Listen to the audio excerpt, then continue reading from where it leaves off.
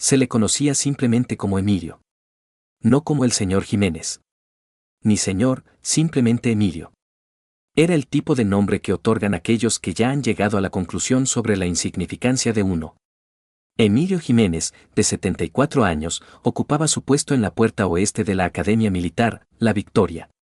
Precisamente a las 5:45 de cada mañana, aparecía, ataviado con una chaqueta de seguridad muy usada adornada con una etiqueta con su nombre remendada, un termo humeante aferrado en la mano, ofreciendo un silencioso saludo con la cabeza a cada cadete que pasaba. El gesto rara vez era correspondido. Su trayecto al trabajo siempre era a pie. Para los jóvenes oficiales y cadetes era una presencia invisible. Un anciano con rodillas quejumbrosas, un portapapeles e ideas anticuadas. A sus espaldas, algunos compartían cuchicheos burlones. Otros ni siquiera se molestaban en bajar la voz. El teniente Carrasco, una figura prominente en ascenso en la academia, comentó una vez con sorna, apostaría a que cree que el código Morse sigue siendo la clave para ganar guerras. Emilio permanecía en silencio. Lo que ellos ignoraban, lo que nadie nunca había pensado en preguntar, era que una vez había guiado a cientos de hombres a través de territorios extranjeros bajo noches sin estrellas, que guardaba medallas en una caja de zapatos debajo de su cama, que su reticencia no era señal de fragilidad sino de experiencia avesada, que elegía sabiamente sus momentos. Durante su almuerzo de mediodía, se sentaba en soledad, consumiendo la misma comida diariamente, café solo, un bocadillo y una única manzana, su cuaderno invariablemente a mano, lleno de observaciones que nadie se daba cuenta de que estaba documentando. Hablaba con poca frecuencia, pero lo observaba todo. La cadete Ana Benítez se contaba entre el reducido número de quienes se fijaban en él. En su día inaugural, le había ofrecido un saludo. Él lo había correspondido sin un instante de vacilación. Mi padre me aconsejó que nunca juzgara a un hombre por su cargo, compartió ella con él. Un padre sabio, había respondido Emilio. Ella observaba sus movimientos, deliberados, exactos, nunca apresurados. Notó su costumbre de examinar la línea de árboles mientras otros estaban absortos en sus teléfonos y cómo verificaba el pestillo de la puerta 3 veces antes de concluir su turno. Mientras otros lo ignoraban, ella percibía algo más. No un individuo anclado en el pasado, sino un hombre en estado de alerta. Y esta alerta, pronto comprendería ella, no era inactividad. Era una forma de preparación. Para el comienzo de la segunda semana de septiembre, las bromas habían perdido toda pretensión de sutileza. ¿Acaso Emilio tiene idea de lo que es un dron? Estoy seguro de que le oí preguntar si las unidades de GPS todavía necesitaban pilas. Cuidado. No exhaléis demasiado fuerte cerca del viejo. Podría desaparecer con un soplo. Los cadetes se reían disimuladamente al pasar. Los oficiales soltaban carcajadas en los confines de sus salas de descanso. Nadie decía estas cosas directamente a la cara de Emilio, pero no era necesario. Su inflexión lo transmitía todo. A sus ojos, Emilio Jiménez era inofensivo, obsoleto, simplemente un elemento más del mobiliario. Vigilaba la puerta oeste. Asentía con la cabeza. Bebía café. Eso constituía la totalidad de su papel percibido. Sin embargo, en realidad, no eran sus palabras las que infligían la herida más profunda.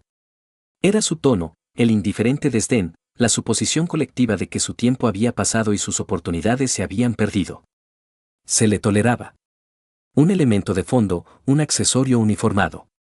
El teniente Carrasco, consistentemente la presencia más ruidosa en cualquier sala, parecía encontrar diversión personal en ello. Joven, condecorado y ruidoso, Carrasco encarnaba todo lo que Emilio no era.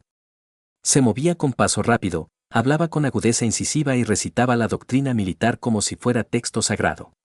Una tarde, dentro de la sala de oficiales, Carrasco se inclinó sobre su bandeja de almuerzo, señalando hacia la ventana donde se podía observar a Emilio inspeccionando la valla exterior. «Sabéis», comenzó, con una sonrisa burlona dibujándose en sus labios. Investigué un poco. Parece que nuestro vigilante de la puerta fue un don nadie, ni siquiera sirvió en filas. Un contratista civil, es la palabra. Un puñado de cadetes río, agradecidos de no ser el objeto de la burla. ¿Está seguro?, inquirió otro. Absolutamente, afirmó Carrasco con confianza. Esa es la razón por la que lleva ese cuaderno, para no olvidar su propio nombre. Siguieron más risas. Desde su rincón, la cadete Ana Benítez permaneció en silencio. Pero observaba. Al día siguiente, Emilio estaba ocupado reparando el anticuado teclado de seguridad situado fuera de los barracones del este. El teclado llevaba varias semanas funcionando mal, pero nadie más se había molestado con él. Emilio, sin que se lo pidieran y sin fanfarria, había traído sus propias herramientas y se había puesto manos a la obra. Mientras estaba arrodillado, un par de botas impecablemente lustradas aparecieron a su vista. Era el teniente Carrasco. ¿Necesita ayuda, anciano?, inquirió, con los brazos cruzados, una preocupación fingida impregnando cada sílaba. Emilio levantó la vista y luego reanudó su trabajo en un cable suelto. No, afirmó llanamente. No, señor, corrigió Carrasco, con un atisbo de risa en la voz. Aún observamos el rango en esta institución. Emilio se levantó lentamente, su comportamiento no era defensivo, simplemente sereno. No sabía que la vigilancia de la puerta requiriese saludos, comentó. Carrasco se inclinó ligeramente. Todo requiere respeto, especialmente por parte del personal de apoyo. Durante un prolongado momento, los dos hombres simplemente permanecieron allí, uno henchido de arrogancia juvenil, el otro inmóvil como una piedra. Emilio finalmente habló. El respeto no lo otorgan los galones. Se manifiesta con el silencio. Carrasco soltó un bufido despectivo. Desde luego, bueno, el silencio no detiene a los intrusos. Luego se giró y se marchó. Aquella noche, Ana, al pasar por la garita de seguridad, encontró a Emilio solo, sorbiendo su café y haciendo anotaciones en su cuaderno a la tenue luz. Se detuvo en la entrada. Escuché lo que dijo Carrasco, comenzó en voz baja. Él no le entiende. Emilio no levantó la cabeza. No tiene necesidad de hacerlo. Pero debería, insistió ella. Emilio entonces se giró para mirarla. Sus ojos estaban tranquilos, pero graves. No estoy aquí para que me entiendan. Estoy aquí para percibir lo que otros pasan por alto. Ella asintió, insegura de cómo responder. Antes de que pudiera girarse para marcharse, él añadió, siempre se ríen hasta el momento en que ya no pueden permitírselo. Al día siguiente, durante un ejercicio de simulación de brecha, el sistema de alarma no se activó con prontitud. El retraso fue casi imperceptible, pero suficiente para causar la pérdida de segundos cruciales. El teniente Carrasco atribuyó el problema a interferencias técnicas. Los cadetes murmuraban sobre programación defectuosa. Pero Emilio, más temprano esa mañana, ya había estado en el panel de control principal, examinando las marcas de tiempo. No emitió ninguna declaración pública, no presentó quejas formales. En cambio, recalibró el reloj del sistema a mano y registró la discrepancia de calibración, un problema que el sistema automatizado había pasado por alto durante semanas. Para mediodía, las notificaciones de seguridad funcionaban con perfecta sincronía. Carrasco se atribuyó el mérito del arreglo ante los oficiales al mando. Emilio no pronunció palabra, pero Ana observó. Ella siempre lo hacía. Al cierre de la semana, un cambio sutil comenzó a manifestarse. No involucrando a Carrasco ni a los otros oficiales, sino entre los cadetes. Varios de ellos empezaron a dirigirse a Emilio por su nombre. Algunos le hacían preguntas en voz baja sobre las zonas perimetrales o las condiciones meteorológicas reinantes. Uno incluso se detuvo junto a la garita, preguntando con torpeza si Emilio tenía algún servicio militar previo. Emilio simplemente esbozó una sonrisa, una que sugería que sabía más de lo que aparentaba. Sin embargo, las burlas continuaron. Carrasco persistía en su papel de centro de atención, con sus demostraciones de confianza campechana y ruidosa y su ingenio despectivo. Hablaba del combate como si fuera un mero videojuego. Daba órdenes con un volumen que parecía equivaler a autoridad. No obstante, Ana había comenzado a prestar atención a una voz diferente, a observar a un individuo diferente. Pues mientras otros ridiculizaban al hombre que inspeccionaba meticulosamente las cerraduras, ella había llegado a una importante comprensión: quienes proceden con lentitud a menudo poseen una visión más lejana. Ocurrió un jueves, poco antes del anochecer. Mientras la academia se preparaba para los ejercicios vespertinos, el sistema perimetral experimentó un fallo momentáneo. Un breve parpadeo en la señal de la cámara del sureste. La mayoría lo habría pasado por alto. Emilio no. Reprodujo la grabación, con la mirada fija. Una sombra se movió fugazmente donde no debía haber ninguna. No hubo sonido, ni alarma, simplemente una leve anomalía cerca de la línea de árboles. Lo informó. Posible brecha. Cuadrante sureste, recomiendo inspección visual. La voz del teniente Carrasco regresó por la radio, llena de desdén. Sin confirmación visual. Probablemente solo un mapache. No vamos a perseguir fantasmas, Emilio. Pero Emilio no participó en ninguna diversión. En lugar de eso, registró oficialmente su salida para una revisión de mantenimiento y procedió a recorrer el perímetro, linterna en mano. El ambiente era húmedo, opresivo y silencioso. Encontró lo que buscaba cerca de la alcantarilla de drenaje, huellas, no de botas reglamentarias de cadete. Civiles, claramente definidas y recientes, demasiado nuevas para ser ignoradas. Al día siguiente, presentó un informe discreto. No a través de los canales habituales, poseía suficiente experiencia para saber cómo proceder. Era simplemente un trozo de papel doblado dejado en el escritorio de Lagos.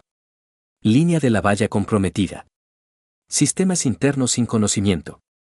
No hubo respuesta inmediata. Sin embargo, esa noche, la brecha se repitió. 2 individuos se movieron sigilosamente a través del punto ciego. Eran silenciosos, metódicos, y desaparecieron antes de que ninguna alarma pudiera activarse. Emilio, observando desde su garita, sintió una certeza en lo más profundo de su ser. Esto ya no era un simulacro. La cuarta intrusión ocurrió sin previo aviso, sin alarmas estridentes, sin indicadores rojos parpadeantes, simplemente un apagón total. Precisamente a las 2:17 de la mañana, la Academia Militar, La Victoria, quedó sumida en la oscuridad. Los sistemas eléctricos fallaron en todo el campus. Las cámaras dejaron de grabar, las puertas se volvieron inmóviles. Durante 13 minutos completos, todo el aparato de seguridad estuvo inoperativo. Los cadetes se removieron en sus literas. Las luces hicieron un breve intento de volver pero permanecieron apagadas. Algunos supusieron que era un ejercicio. Otros sospecharon de una tormenta. Solo un individuo comprendió la realidad antes que nadie. Emilio Jiménez ya estaba en pie. No había estado dormido. Nunca pegaba ojo durante las tormentas. Mientras otros buscaban a tientas linternas, Emilio patrullaba la línea de la valla norte. La lluvia le empapaba el abrigo. El viento le roía los huesos, pero su paso era firme. En la alcantarilla del sureste, se detuvo. Huellas de nuevo, pero estas eran diferentes. Se arrodilló, colocando su mano sobre la tierra empapada. La impresión era nueva, distinta. No un solo par. 2. Y no indicaban huida. Sugerían coordinación. Buscó su radio, solo para encontrarse con estática. El apagón había inhabilitado las comunicaciones, así que procedió con rapidez y silencio a través del campus. El teniente Carrasco daba órdenes en la oscuridad. Aseguren los barracones. Cierren el comedor. Denme un informe de situación. Pero no había informe de situación que obtener, ni información visual, ni control sobre las circunstancias. Y fue en ese momento que Carrasco comprendió una verdad desconcertante. Ya no estaba al mando. Nadie lo estaba. A las 2:34 de la mañana, el generador de emergencia finalmente se activó. Las luces volvieron a encenderse con intensidad, pero ya era tarde. Los intrusos habían desaparecido.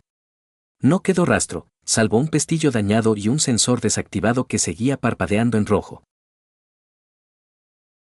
Carrasco irrumpió en la sala de control, exigiendo a gritos, su comportamiento una mezcla de furia y vergüenza. ¿Quién permitió que esto ocurriera? La respuesta no provino del personal, sino de un cuaderno. Emilio lo depositó sobre la consola, abierto en una página que detallaba meticulosamente horas, lugares y patrones de brecha registrados durante la semana anterior.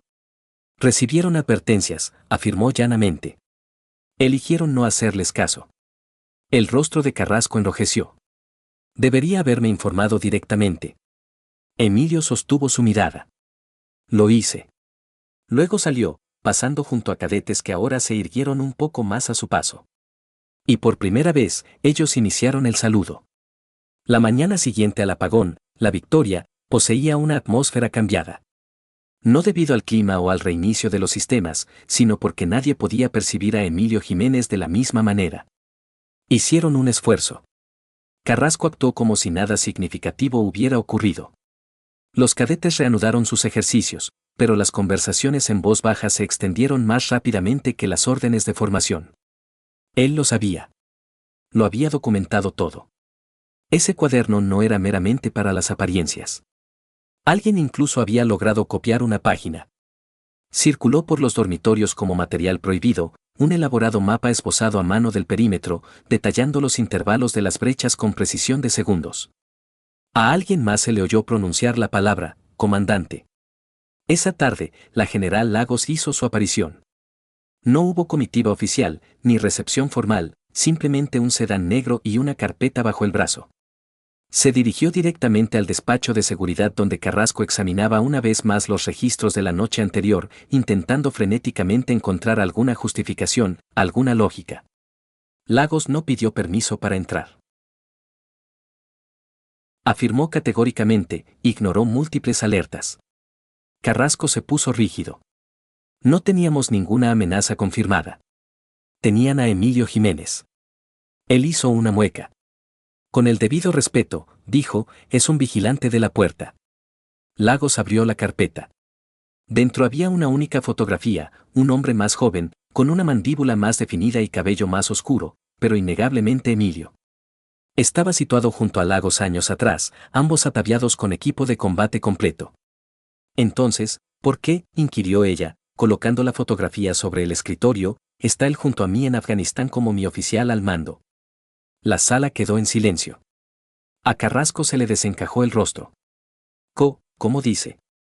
El tono de Lagos permaneció firme. Dirigió misiones de operaciones encubiertas en 3 regiones diferentes, desarrolló los protocolos de respuesta a amenazas que usted revisó someramente en la instrucción básica. La única razón por la que esta institución no está ahora mismo en las noticias es porque un hombre al que usted despreció con ligereza siguió desempeñando las funciones que usted fue demasiado arrogante para comprender adecuadamente. Cerró la carpeta. Queda relevado de la supervisión de seguridad, con efecto inmediato. Afuera, Emilio estaba apostado en la puerta como de costumbre, correspondiendo a cada cadete que pasaba con un saludo de cabeza. Solo que ahora, los saludos de cabeza que recibía a cambio llevaban una mayor gravedad, un toque más de incertidumbre, una comprensión más profunda. La cadete Ana se acercó, ofreciendo un saludo pequeño y discreto. Señor, dijo, con voz firme. Se dice que usted fue el autor de los manuales de intervención que utilizamos actualmente. Emilio se encogió ligeramente de hombros. Alguien tenía que hacerlo. Ella sonrió. En ese caso, quizás es hora de que los estudiemos de verdad. No fue designada como una ceremonia. No hubo discursos, ni presentaciones formales de bandera, solo una reunión informativa en el salón principal de la academia. La asistencia era obligatoria, pero todas las butacas estaban ocupadas. Los cadetes estaban sentados en quietud. Los oficiales ocupaban la parte trasera del salón. El atril permaneció desocupado más tiempo del previsto. Entonces, la general Lagos hizo su entrada. No presentó ninguna ayuda visual. Presentó un nombre.